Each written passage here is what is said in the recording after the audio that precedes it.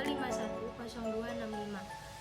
Nama dosen Dr. Muhammad Mabrur Taufik, Sarjana Agama, Sarjana Ekonomi, Magister Manajemen, Fakultas Ekonomi dan Bisnis, Universitas Budi Luhur. Mata kuliah Manajemen Strategi. Pada pertemuan kali ini saya akan menjelaskan tentang manajemen strategik dengan topik konsep dasar manajemen strategik. Di sepanjang kehidupan perusahaan, sudah barang tentu perusahaan memiliki tujuan: mendapatkan laba, menaikkan harga saham, meningkatkan volume penjualan, dan menjaga keberlangsungan hidup perusahaan merupakan beberapa contoh dari tujuan perusahaan. Tujuan tersebut dipengaruhi oleh tren dan opportunities yang berasal dari lingkungan eksternal, dalam hal ini pasar atau industri, serta weakness dan strength yang berasal dari internal, dalam hal ini internal perusahaan.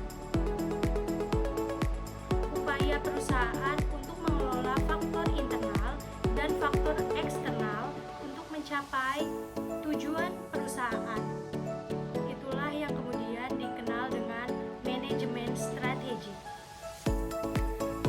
Manajemen strategik itu sendiri dapat didefinisikan dalam 3 definisi. Yang pertama adalah usaha manajerial dalam menumbuh kembangkan kekuatan perusahaan yang mereka miliki untuk menangkap peluang bisnis yang muncul guna mencapai tujuan perusahaan yang telah mereka tetapkan sesuai dengan visi dan misi perusahaan.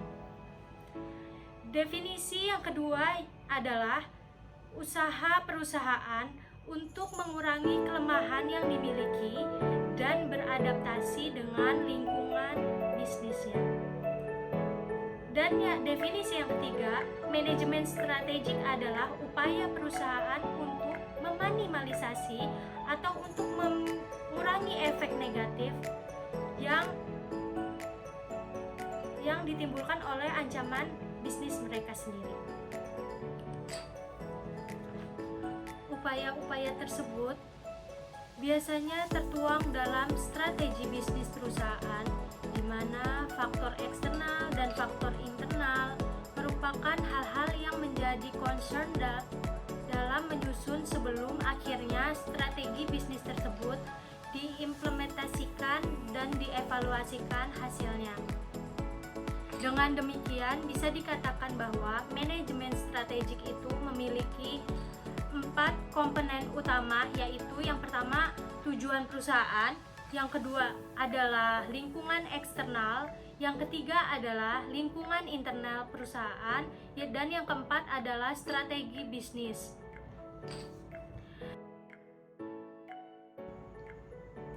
Tahap awal sebelum menyusun suatu strategi bisnis, maka kita perlu menganalisa faktor eksternal dan faktor internal. Pada tahap awal, saya akan menjelaskan mengenai analisa faktor eksternal.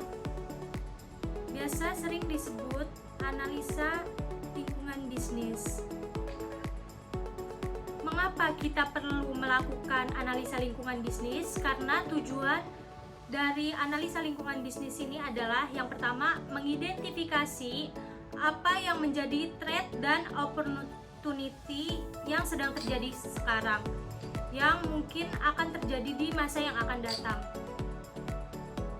yang akan berpeluang pada bisnis perusahaan. Yang kedua,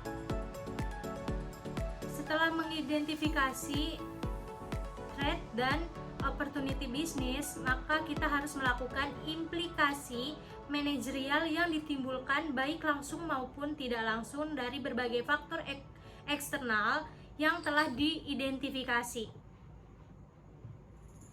Kita ketahui bersama bahwa memperkirakan apa yang terjadi di masa yang akan datang pada lingkungan makro ataupun pada lingkungan bisnis kita merupakan hal yang mustahil dapat dilakukan.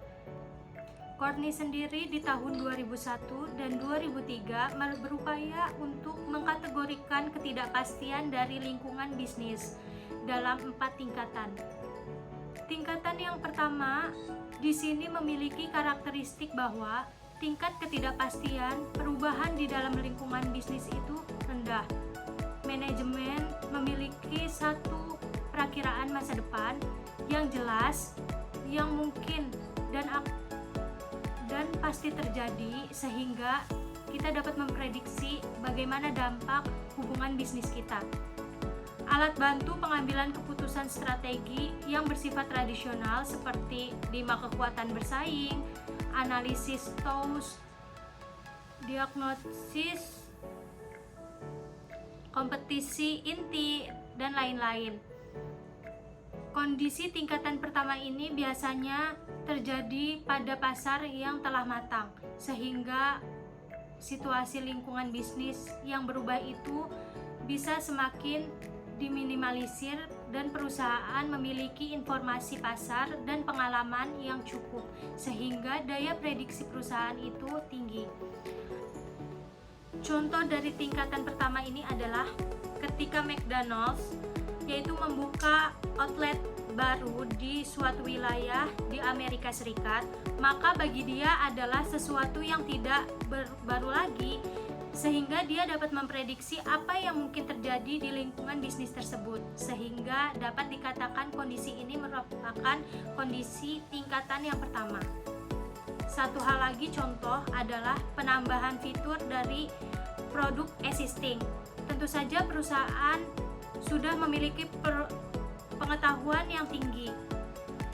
Selanjutnya saya akan membahas tingkatan yang kedua. Di sini memiliki karakteristik bahwa tingkat ketidakpastian cukup rendah. Manajemen memiliki perkiraan masa depan yang tidak tunggal. Kalau tadi tingkatan yang pertama bisa dibilang perkiraan masa depan bisnis itu tunggal, kalau tingkatan kedua ini maka perkiraan masa depan itu tidak tunggal. Ada beberapa kali keuntungan yang terjadi di lingkungan bisnis, tetapi masih relatif jumlahnya terbatas, bisa 2 atau lebih, dan salah satu dari alternatif tersebut pasti terjadi. Alat bantu tradisional biasanya masih tetap dapat digunakan oleh manajemen dalam membantu menganalisa dari perubahan lingkungan bisnis tingkatan ini. Namun biasanya manajemen juga akan menambah alat analisa lain seperti teori pohon keputusan, teori permainan, dan perencanaan skenario. Perubahan hukum, perubahan strategi, dan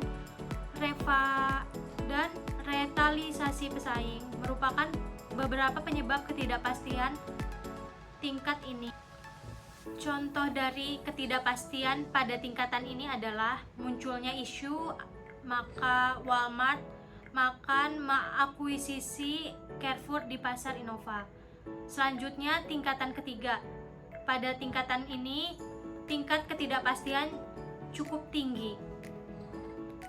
Manajemen memiliki perakiraan masa depan yang tidak tunggal, bahkan relatif banyak, dan tidak dapat dipastikan bahwa salah satu dari alternatif perkiraan masa depan itu pasti terjadi. Jadi bisa jadi manajemen memiliki beberapa perkiraan masa depan, tapi belum tentu perkiraan-perkiraan tersebut terjadi. Contoh dari perakiraan tingkatan ketiga ini adalah perkiraan mengenai besar dan kecilnya permintaan konsumen terhadap produk yang perusahaan hasilkan, baik itu yang baru maupun yang lama. Perubahan preferensi konsumen juga masuk dalam contoh ini. Munculnya dana rugi baru ataupun tingkatan adopsi pada tingkatan inovasi juga beberapa contoh ketidakpastian tahap ketiga ini. Selanjutnya, tingkatan yang keempat. Pada tingkatan yang keempat ini bisa dikatakan tingkat ketidakpastian lingkungan bisnis. Apa yang terjadi di lingkungan bisnis itu sangat tinggi. tingkatan ini menyediakan sedikit peluang perakiraan masa depan bagi manajemen. Dapat dikatakan manajemen itu sangat sulit, bisa jadi tidak bisa memprediksi apa yang terjadi di masa akan depan nanti. Masa depan bukan saja tidak diketahui, akan tetapi bisa dikatakan tidak dapat diketahui.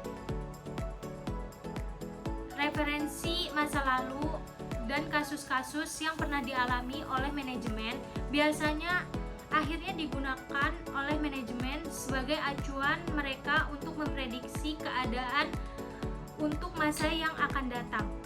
Alat bantunya pun sudah berbeda dengan alat tradisional. Alat bantu dinamika bisnis dan simulasi manajemen penerbangan dapat digunakan pada tingkatan ini.